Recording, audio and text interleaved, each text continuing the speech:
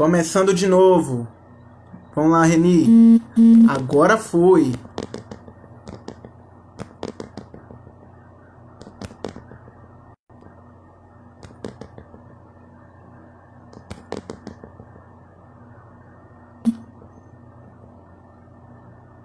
Reni, engraçado, só o seu não tá dando pra chamar. De todo mundo aparece a opção e o seu tá que não pode. Eu não sei fazer isso.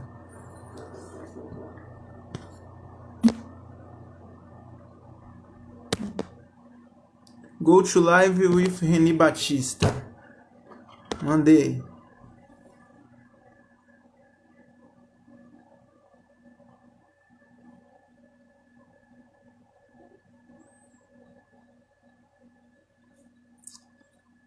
Salve pessoal, boa noite quem tá chegando. Estamos com um probleminha técnico aqui de um pessoal desinformado dessas questões novas que nos apareceram, mas vamos resolver isso para começar, viu? Eu tô pensando aqui, será que... Reni, o que você acha de você abrir a live e convidar o Instagram do Loucos por Você? Pode ser uma solução.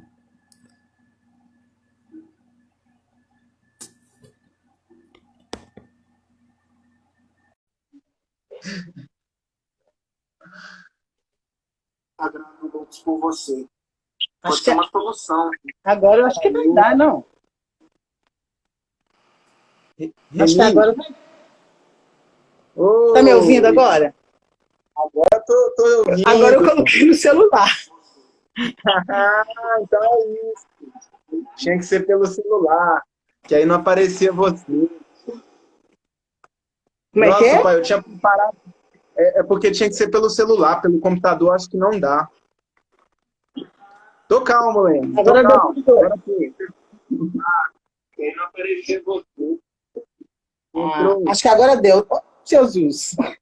Só que a câmera, o Reni, tá apontada para o computador. Pois é, mas aí eu vou tentar aqui.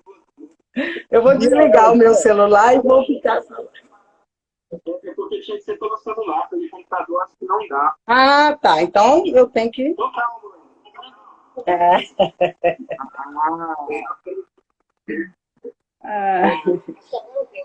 Jesus.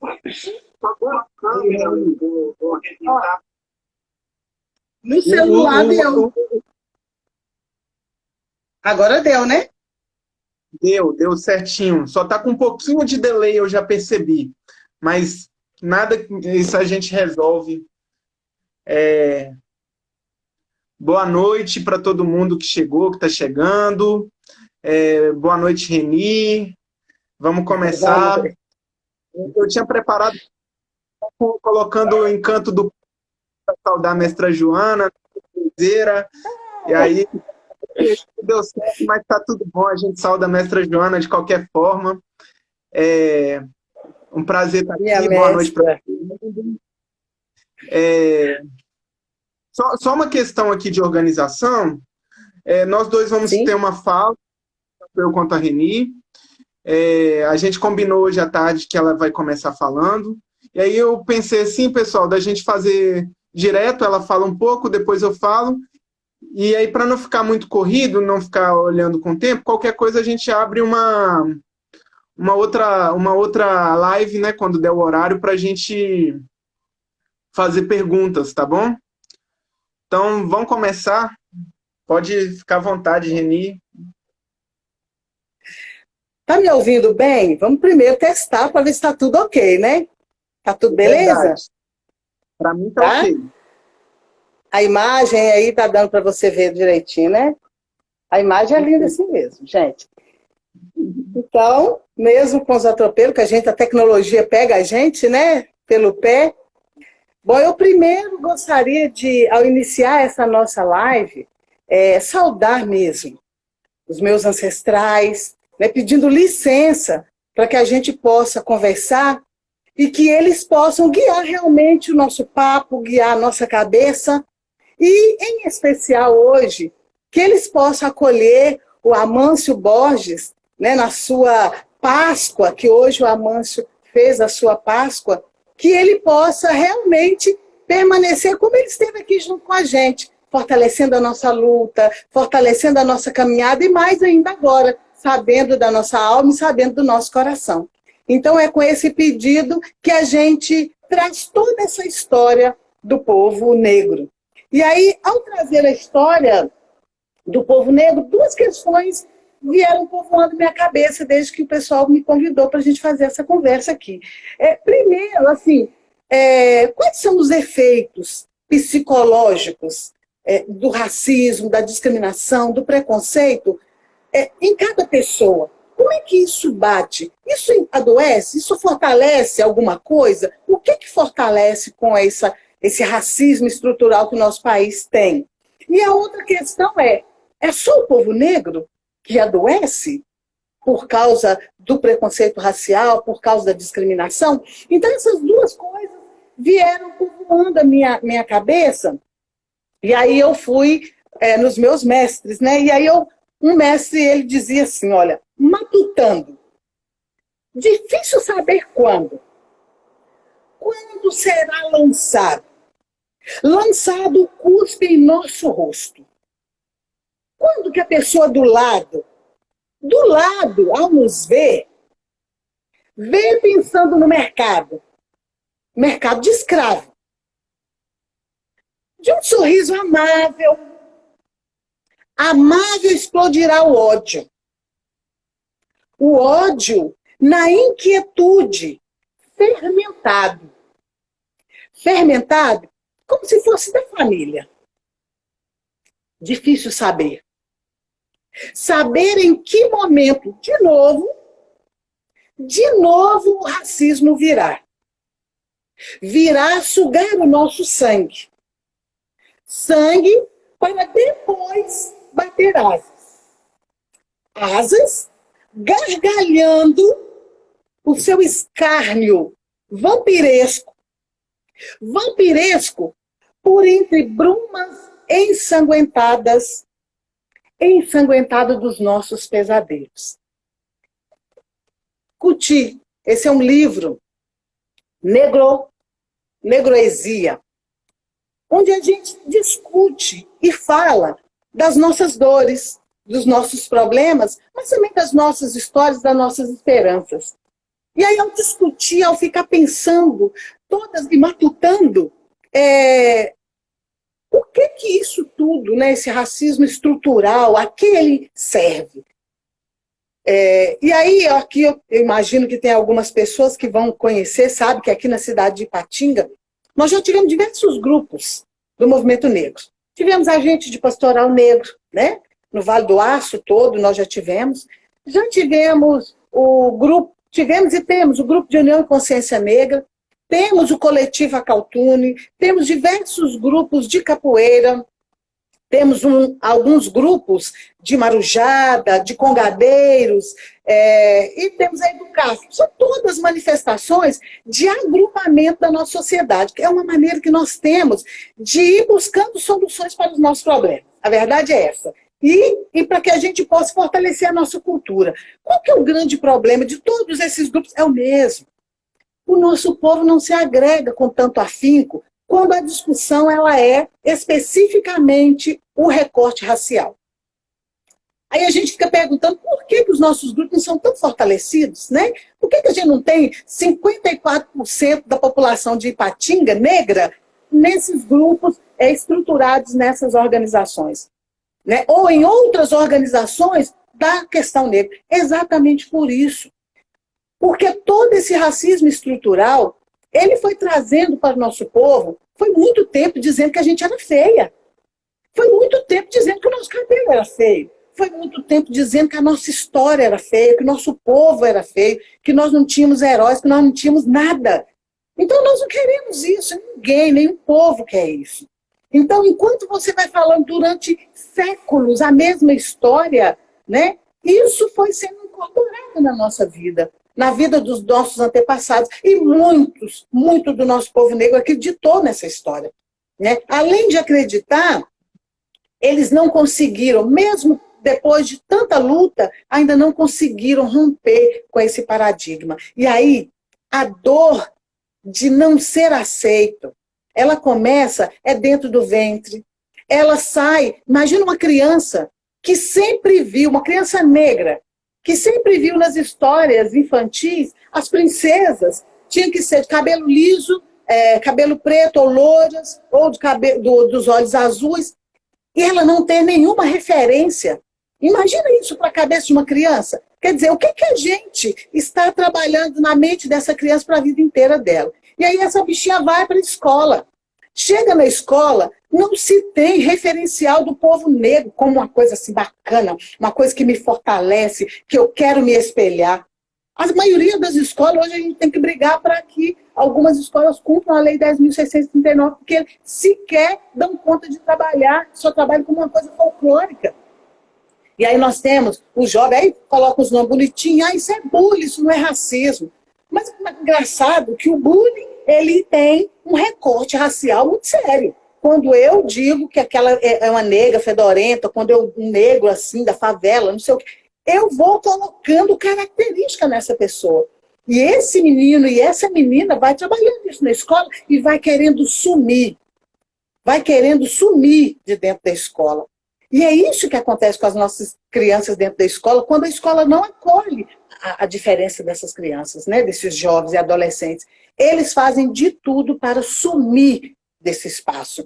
E aí, a consequência disso, isso eu estou dizendo só até um certo período da vida, na adolescência, isso vai trazendo uma angústia que a pessoa vai levar para toda a vida. Além de angústia, vai trabalhando na pessoa que o problema não é da sociedade, não é o racismo, não é algo que é pensado. Ela começa a dizer que o problema é ela. Então, ela é o problema. Então, se ela não é aceita na escola, se não tem nenhum referencial, porque tudo que é referencial dela não presta. E se não presta, a gente começa a entrar naquela de negar a própria história. E aí, como ninguém me contou nada de bacana da minha história, eu quero mais negar essa história. E aí os problemas vêm, as ansiedades, o ódio de si mesmo, né? As tristezas profundas, e aí as diversas síndromes que nós temos hoje na sociedade, começou com o banzo, né? E aí depois nós temos diversas outras síndromes, até a depressão, que é exatamente isso. Eu não estou no espaço em que é meu, eu não me sinto apropriada para esse lugar, então eu quero sumir disso aqui. Então é esse sentimento que o nosso povo, ele a vida inteira teve que lidar.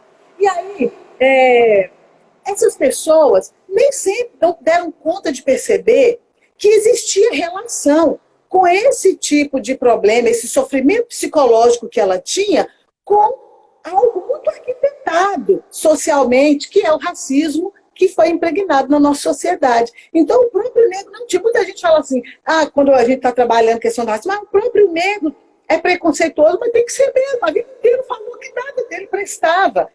Nós, negros de resistência, é que demos um salto para frente. Os negros, os que antecederam a gente e que fez uma luta, eles que mostraram o caminho para a gente, que não era assim, né? Que a história tem que ser contada diferente, né?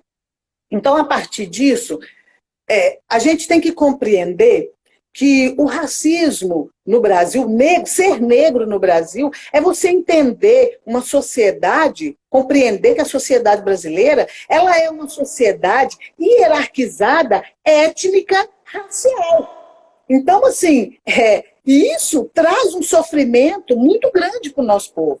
Porque eu não tenho os meus símbolos respeitados, eu não tenho a minha história respeitada, a minha materialidade, ela não está colocada na sociedade, ela é subjugada. Então, no Brasil, se transforma o que é diferente em desigualdade. Então, o que poderia fazer com que a gente se fortalecesse, e nos fortalece, que são as nossas diferenças, na organização da estrutura da política social do Brasil, isso é colocado como desigualdade. Então, qual é o espaço que está relevado ao negro? Eu fiz uma sugestão e as meninas da Associação Loucos por Você até colocou no Insta um vídeo onde apresenta um grupo de pessoas, é apresentado a essas pessoas fotografias de diversas pessoas em situações. Mulher limpando fazendo uma limpeza, um homem engravatado, um homem correndo. Então, essas situações quando é colocada para uma pessoa branca, né, um branco de terno, essa história a gente já viu, esse vídeo tenho certeza que muita gente viu. Quando coloca para um outro grupo essas mesmas profissões, o mesmo estilo, porém vestido, a pessoa sendo negra, que está vestida de terno, que está fazendo a faxina, jamais ele está fazendo a faxina da própria casa, não, é uma empregada doméstica. Jamais o negro engravatado é um empresário, ele é no máximo segurança. Né? O negro correndo, aquela velha história, é ladrão, não pode ser uma pessoa que está simplesmente correndo. Né? Então, quando a gente coloca isso na sociedade, e para a sociedade isso acaba se tornando uma normalidade, para a gente é um absurdo. Então é nesse sentido que a cartilha de óbitos de 2018, ela traz alguns dados do Ministério da Saúde, onde fala a taxa de mortalidade de suicídio entre negros, adolescentes e jovens negros, de 2012 até 2018, era 3 vezes mais do que em brancos. De 2012 a 2016, essa taxa entre os brancos, ela estabilizou. Nesse mesmo período, para o povo negro, ela subiu 12%. Aí a gente pergunta, por que isso? Por que o nosso povo adoece? Esse tipo de adoecimento? Por que o nosso povo sofre isso tudo? E aí, quando a gente percebe e dá conta de que é o racismo estrutural na nossa sociedade, que faz com que a gente não se valorize, que a gente não encontre a nossa história, e que aí qualquer outra história contada para a gente vai acreditar, aí é difícil combater o racismo. Porque ele aparece na nossa vida, às vezes, de uma maneira igual uma cobra, e em forma de carinho. É a pretinha de alma branca, essas coisinhas que vão falando pra gente e que você vai colocando na sua cabeça que você é menor mesmo e que isso, aquela pessoa não está com maldade. Né? E são as informações racistas que são colocadas, é um comentáriozinho que fere a gente, mas que a gente às vezes fica assim, poxa, mas é isso mesmo, a sociedade é assim. Então, nós precisamos de compreender que o racismo, ele não é uma questão de negro. Ela é uma questão social. Ela é uma questão da sociedade. Não adianta só eu ter consciência negra. A sociedade precisa ter. Eu sou mãe, eu tenho filhos, homens, né? Eu moro em periferia. Gente, é um adoecimento para nós, mães de periferia, quando o filho sai para ir num show ou numa festa. Para ele chegar, a gente adoece. A gente dá dor de cabeça, a gente dá dor no estômago até o filho chegar. O que é isso? Por que eu tenho que me preocupar? Será que as mães brancas têm a mesma preocupação que eu? Eu, por exemplo, dou aula na Educafro. Quantas vezes minha aula passava de 10 e 20, eu ficava morrendo de medo. Eu pedia aos alunos, me liguem quando vocês chegarem em casa, porque são meninos de morro. Por que eu faço isso? Por que eu tinha que fazer isso? O que me fez fazer isso? Pedir isso? Que medo é esse? E aí, quando a gente vai fazer essa discussão mais séria, né, é para dizer assim, como é que a gente muda esse quadro? Né? Eu já vou terminando, porque eu quero ouvir muito e quero também escutar algumas pessoas, principalmente o Pedro, que eu já gostei muito de conversar com ele hoje um pouquinho. O que a gente precisa? Porque a gente não pode ver um quadro desse e achar que tem que continuar na sociedade desse mesmo jeito. Então, nós temos que mudar esse cenário, gente. Nós precisamos, sim, pegar o livro A Preferida do Rei e ler para as criancinhas. Entendeu? Vamos apresentar isso para essas empresas aí que ficam fazendo livros de história infantil. Vão contar os contos africanos para as nossas crianças. Sabe?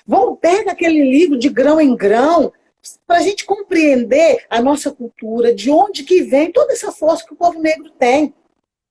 Em especial, vamos ter conhecimento histórico, né, das nossas ações, do nosso povo. Vamos fortalecer, principalmente, eu já ajudei até num curso com as enfermeiras, mas a preocupação de passar tantas informações técnicas é tanto que, às vezes, essa questão, como é que o racismo se dá dentro da saúde? Como é que esse racismo se dá para as pessoas acometidas por problemas mentais? Como é que é tratado isso na formação dos profissionais? Então, nós precisamos questionar isso até para a gente também se empoderar e saber. Não, as universidades elas estão fazendo isso, no currículo tem isso, mas realmente eles estão cumprindo, porque a gente precisa de cobrar.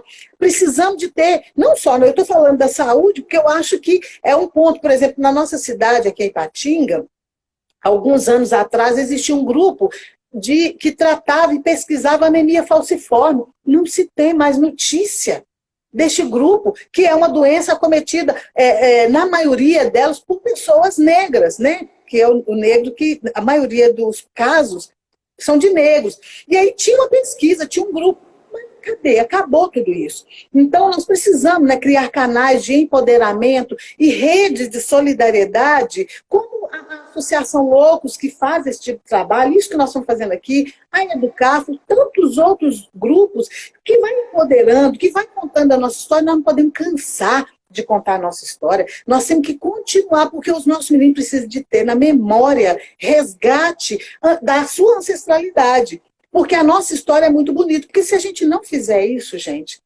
nós não denunciarmos essa política, essa necropolítica existente no nosso país, porque o Estado brasileiro, ele fica 24 horas tramando a nossa morte. Então, nós temos que ficar 25 horas tramando estratégias tipo quilombola, pegar Dandara e Zumbi, toda a sua força, e a gente armar as nossas estratégias para fortalecer a mente do nosso povo, para fortalecer a saúde do nosso povo. Então, assim, aí sim, nós vamos dar conta de ter um povo inteiramente saudável, corpo e mente, entendeu? Aí a gente garante uma saúde mental. Fora isso, o que nos acomete é muito pesado. Então, eu dou uma paradinha por aqui e eu quero ouvir um pouco mais o Pedro. Nossa, Reni, eu que queria continuar escutando, meu Deus. Muito bem, muito interessante. Vai muito ao que eu também pensei em falar, assim. Acho que a nossa conversa aqui vai dialogar bastante.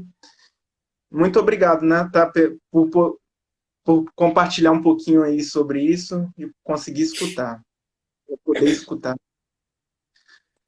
Então, também vou fazer como você, né? Vou pedir licença também, licença aos mais velhos, aos nossos mestres, como você citou.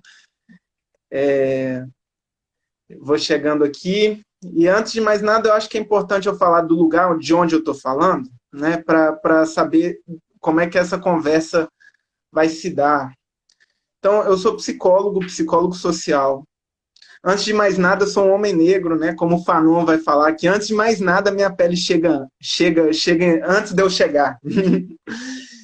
E eu sou daqui do Vale do Aço, de Timóteo, mas nos últimos anos estive morando no Espírito Santo, fazendo mestrado, estudando especificamente as populações quilombolas do norte do estado, lá do Espírito Santo. Então, a minha fala vai permear por esse caminho, né, da psicologia social, das populações quilombolas, mas também das outras formações que a Reni citou e que são, acho que, as formações mais importantes para a gente, né? Também sou brincante de maracatu, aprendiz, né? Estava no grupo lá em Vitória, agora voltei para o Vale. É bom também dialogar com o povo aí do Baque Mulher. Um salve para a mestra Joana, mestre Chacon, que é o padrinho do meu grupo, e também, principalmente, da Capoeira Angola, né? Vou saudar também meu mestre Cláudio, que é também o lugar que é onde eu falo, não adianta. Por ali também eu vou falar.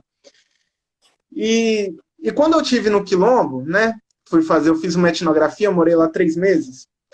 Eu conheci uma griot, né? Uma pessoa muito importante para a minha vida e para a dissertação, que foi Dona Miúda. Dona Miúda é uma anciã do território do Sapê do Norte, é uma mestra também da cultura popular, e ela me acolheu em sua casa.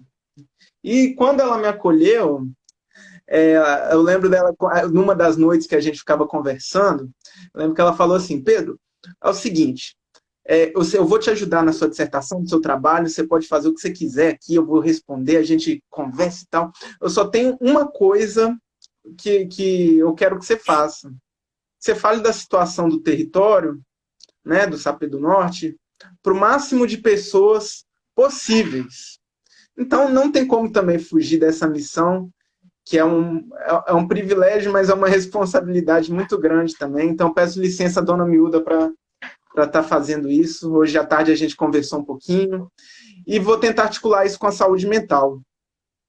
E aí, quando a gente pensa em saúde mental, eu vou pensar a partir da perspectiva da psicologia social, de uma perspectiva psicossocial. Eu vi que a Marleide está aí, ela foi minha professora, e aí eu lembro que nos primeiros períodos as discussões ela já falava assim, né? A saúde ela é biopsicossocial, né? A saúde ela não é uma coisa, não é só a doença no corpo, mas ela envolve outras dimensões, né? E aí tem alguns estudos que a gente já pode entender que as relações sociais, as relações econômicas, as relações políticas, elas interferem na saúde mental, né? Então, a primeira coisa que a gente precisa compreender é que falar de saúde mental é falar dessa complexidade, né? De tudo isso, de toda a questão econômica que envolve a pessoa, que envolve o indivíduo. E aí, trazendo isso para a questão da raça, para a questão da pessoa negra, a gente tem que perguntar então, como é que é ser negro numa sociedade que é racista, uma sociedade com herança colonial, escravista, que é ser um negro na diáspora, e que implicações isso traz para a nossa vida, né? Que a gente tem, e o que a gente percebe é o genocídio da população negra, né? Simbolicamente, né? Esse genocídio acontece simbolicamente, como a Reni trouxe isso muito bem. Esse genocídio acontece epistemicamente, né? Também a gente não pode debater da nossa forma, né? A gente está com um padrão eurocêntrico, mas isso também acontece concretamente, né? Morte matada. Como a Reni falou, que a gente tem medo de sair 10h20 da aula, ela tem medo do que os filhos dela saiam à noite, vá em algum evento, alguma coisa assim. Então, fiz as anotações aqui, viu, gente? Então, o que é ter uma pele preta nessa sociedade, né? E que implicações isso traz?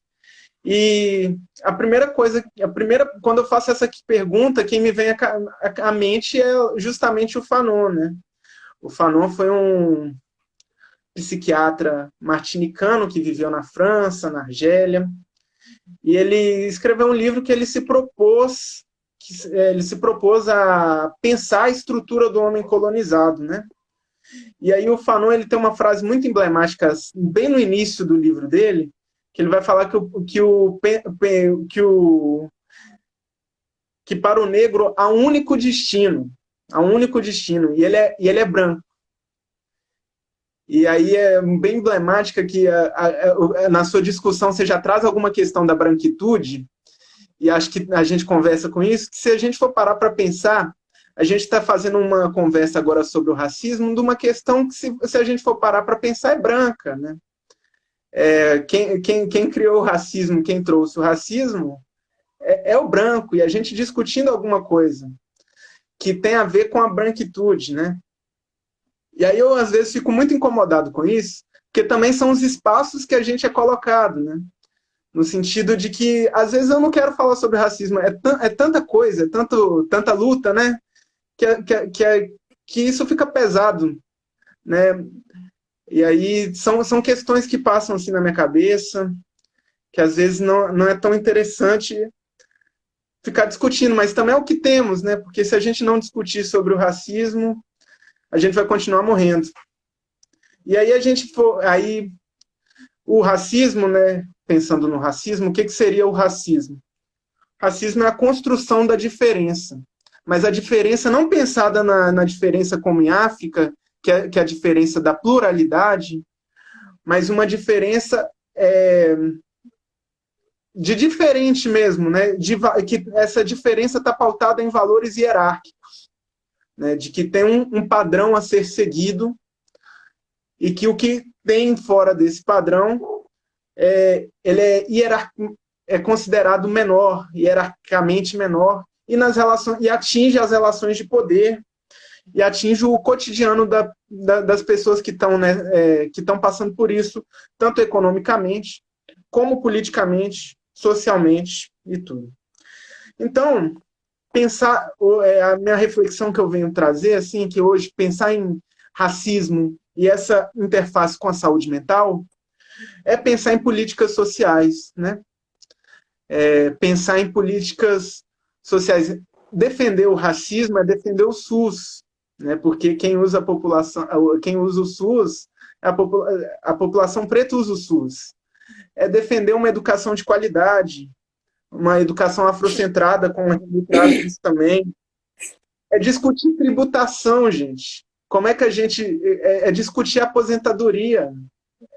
Não tem como a gente manter esse tipo de tributação sobre salário e sobre consumo e querer discutir saúde mental, porque como é que eu vou, sendo um assalariado negro, como é que eu vou ter uma saúde mental boa, sabendo que eu não vou aposentar recebendo um salário de miséria, num subemprego? Se alguém conseguir ter uma saúde mental legal aí, eu admiro essa pessoa, mas eu acho que não tem jeito, né? Então, todas essas questões, elas envolvem a saúde mental da população negra. E aí, como isso, eu venho trazer a questão dos povos e comunidades tradicionais, né, dos quilombolas, em geral no Brasil, mas especificamente no território do Sapé do Norte, que é onde eu realizei a minha pesquisa, né? Quando a gente fala de quilombo e quilombola aqui no Brasil hoje, a gente está falando de uma luta política também sobre território, sobre territorialidade.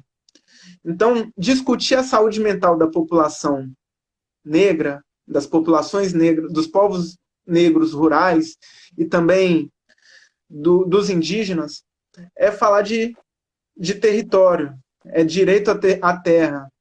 E o que a gente vê hoje é que essas comunidades, essas populações, têm seus territórios e suas culturas expropriadas pelo monocultivo de eucalipto, pelas mineradoras, pelo mercado imobiliário e por outras questões do capital que atrapalham a saúde mental dessas pessoas, né? É a expropriação da cultura pelo turismo.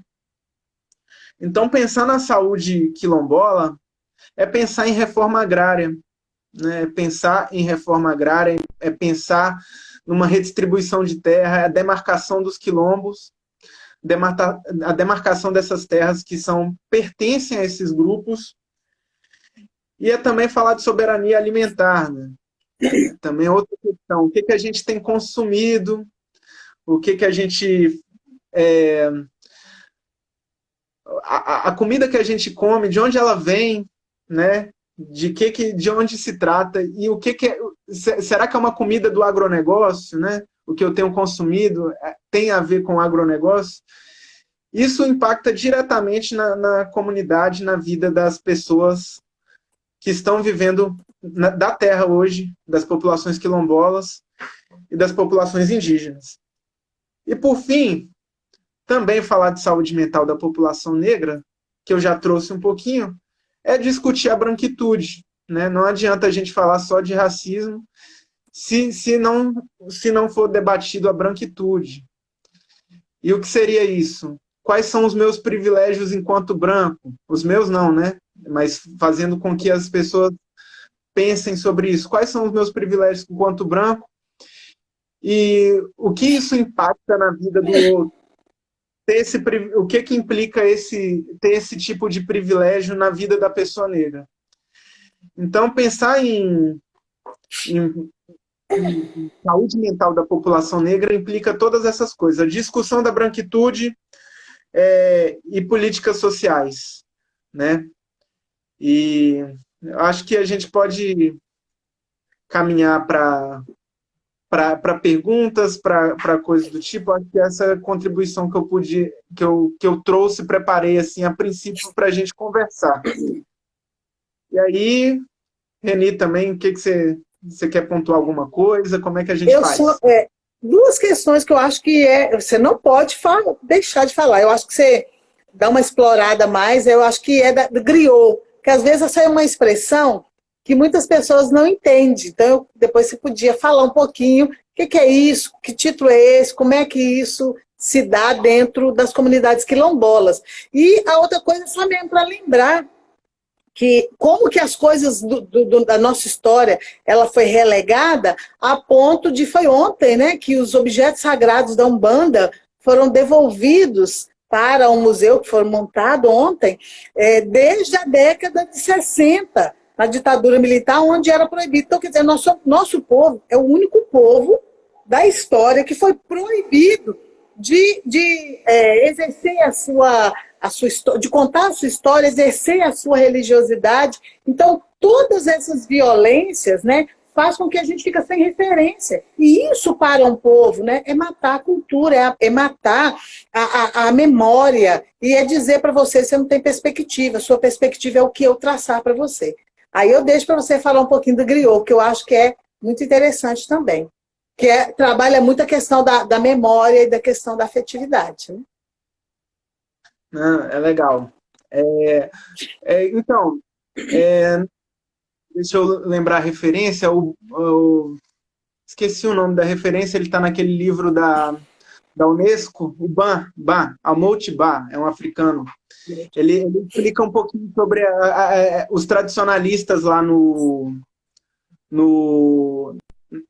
povos Dagaras, né, na África.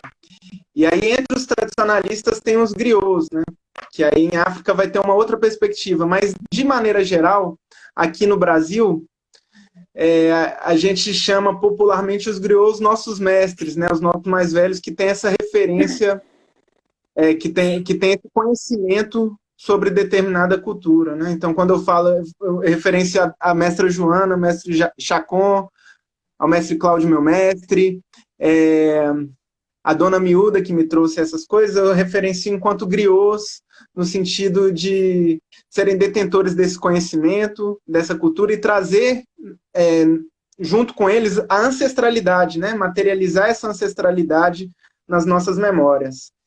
E também eles têm uma função importante, que é a transmissão do conhecimento, gerado a partir também da questão oral, né? Da oralidade, que é uma marca muito importante dos griots. Então, certeza que a Reni, quando aprende a tocar o AB lá, aprendeu a tocar o AB, ela aprendeu com alguém passando ali do lado dela, falando o que tem que fazer e tudo. Mestre Joana mata a gente, né? A história. E é nesse momento que a ancestralidade ela se materializa também, né? Pensar que é ali que está acontecendo, que traz essa memória de onde a mestra Joana, por exemplo, aprendeu. E quando a gente traz a memória dela também, essa ancestralidade vai se manifestando.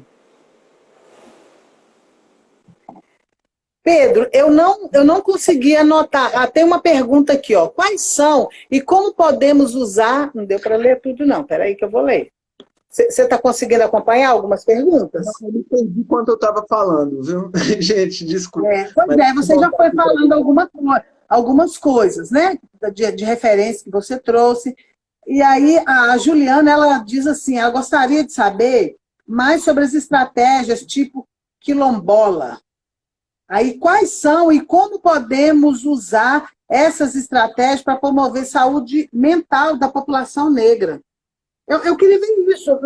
Tem isso na comunidade quilombola que você trabalhou? Pessoal, eles tinham assim, acesso à questão da saúde? Como é que é isso? Como é que era isso lá? Porque aí depois a gente pode discutir como que é isso nos outros quilombos, né? Porque a referência é o SUS, né?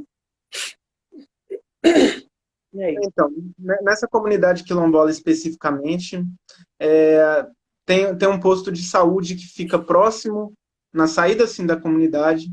As pessoas têm dificuldade de acesso porque é estrada de terra e tudo, até chegar lá, mas tem uma quilombola que é agente comunitária. Tem uma quilombola que ela é agente comunitária. E também, o que eu entendi da pergunta também, a gente pode pensar, como é que a população negra também vem pensando a saúde essas estratégias de saúde também, né? E aí também penso nos terreiros, penso no maracatu, nos capoeiras também como uma estratégia de saúde da população preta, né, de resistência, através desses grupos, né, que se mantém também, que foi construída a identidade desses povos, desses grupos, e que eles trazem nessa memória também a força ancestral de África para lutar e para conseguir sobreviver, né? E também é uma coisa interessante, né, que a gente pode ver nas comunidades tradicionais e nos terreiros também, a cura através também das ervas, do uso das ervas e da religiosidade, né, que elas são bem presentes. Que às vezes na cultura ocidental falar sobre isso a gente pode ser algo não científico, coisas do tipo, mas que na cultura africana é bem forte, né? E traz essa questão, é por ali que eles cuidaram da saúde, né? Então, se o povo negro sobreviveu até hoje, foi por causa das plantas, foi por causa dos orixás, foram por causa do terreiro que protegeu esse povo também. E aí é interessante pensar nessas estratégias, né? E aí, se aquilombar é isso, né? Que lugar é esse? Onde é que tem? Pensar de uma forma afrocentrada, mas trazendo para os dias de hoje, a gente pode pensar no Educafro, que acho que é interessante até você falar mais, também como estratégia que traz essa ancestralidade e que também traz essa resistência, né? Sim. Pedro, eu acho que você tocou algumas coisas muito interessantes, né? Quando você fala das ervas, às vezes nós temos alguns médicos aqui, né? O doutor Márcio está aqui junto com a gente, tem né, a Mari, que também é da área da saúde. Você olhando pela formação, né, as pessoas entendem que é importante isso, mas eu acho que o fundamental para mim, por exemplo, hoje eu estou num processo, a gente chegando a uma certa idade que você já tem que começar a cuidar um pouco mais dos hormônios, né? Todo mundo entende muito bem como é que é esse processo. A maioria, por exemplo, a minha mãe, ela passou pelo processo da menopausa sem tomar nenhum remédio. E a maioria das mulheres, amigas dela que ainda estão vivas, né, e que às vezes eu encontro e fico conversando, nenhuma delas passaram por nenhuma reposição hormonal com remédio de farmácia. E aí já tem uns 2 anos que eu estou buscando nessas conversas e eu encontro com um grupo de terapeutas. Nossa região aqui agora está assim, uma gracinha. Eu estou muito feliz. É um grupo de mulheres que estão resgatando, tem homens também que estão colaborando muito de fazer esse resgate, sabe, dessa medicina tradicional, da nossa medicina. E é interessante que eu estou sendo cuidada por uma terapeuta, não é você ir e fazer, não, é um cuidado mesmo. Sabe? É você ir na clínica, do lavar o seu pé, do tocar no seu ombro, de sentir a sua cabeça, até quando te dá um chá, que é só para bater o papo, que não é só para bater o papo, e aquele abraço quando você vai embora. Então, assim, é todo um aconchego que é muito próprio da nossa cultura. E as ervas, elas têm um poder, né, de cura muito profundo e muito forte. E eu estou me sentindo muito melhor, até mesmo por questão de equilíbrio da gente. Né? Você saber que você tem essa rede de cuidado e de cura. Então, eu acho que é muito interessante a gente fortalecer isso. E a gente, você falando aí da questão da Educafro, a Educafro, ela entra enquanto um grupo para uma instituição exatamente para fortalecer essa busca nossa, sabe? Quando a gente adoece mentalmente, eu falo assim que a primeira coisa que apaga é o olho, né? O brilho no olhar apaga. O brilho no olhar, ele volta quando você tem esperança, quando você tem desejo, quando você acha que eu vou conseguir, eu sou desafiado e eu quero enfrentar isso.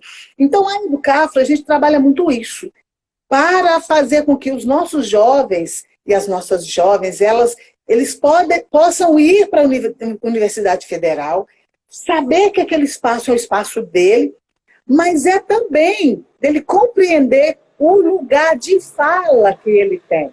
Que o lugar de fala dele, ele pode estar lá na Universidade Federal, mas ele está ali representando um grupo, ele tem que fortalecer este grupo.